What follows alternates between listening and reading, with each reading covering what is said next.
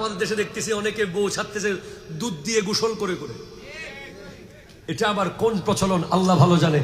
আমরা কোরআন হাদিসে কোথাও পাই নাই। কতগুলো দুধ অপচয় করছে যেগুলো গরিবরা পেলে খেতে পারতো, ঠিক কিনা কথা বলেন? তো আবারও বলছি যে যুবক ভাইয়েরা কারা কারা বিয়ে করেন নাই হাত তোলেন। আমি তো করছি ভাই, আমার আবার অসুবিধা হয়ে যাবে।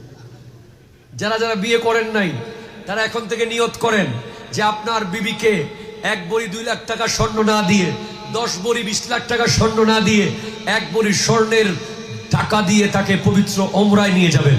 বিয়ের পরের দিন আপনাদের ফ্লাইট থাকবে ইনশাআল্লাহ। এরপরে আপনি মক্কাতুল মুকাররমা মদিনাতুল মুনাওয়ারায় গিয়ে আল্লাহর নবীর কাছে দোয়া করবেন, আল্লাহর কাছে দোয়া করবেন, নবীজির কাছে গিয়ে আল্লাহর কাছে ক্ষমা চাইবেন। বিশ্বাস রাখতে পারি যে আপনার সংসার নূরানি হয়ে যাবে, ঠিক কিনা কথা জোরে বলেন। আল্লাহ বোঝার তৌফিক দান করুক, আমিন জোরে বলেন। মনে রাখবেন স্বর্ণ কিনে দেওয়াটা বাধ্যগত নয়, কিন্তু আমার নবী বলেছেন মান যারা কবরি ওয়াজাবাত লাহু শাফাআতি, যে ব্যক্তি আমার কবর জিয়ারত করবে তার জন্য আমার শাফাআত ওয়াজিব হয়ে যাবে।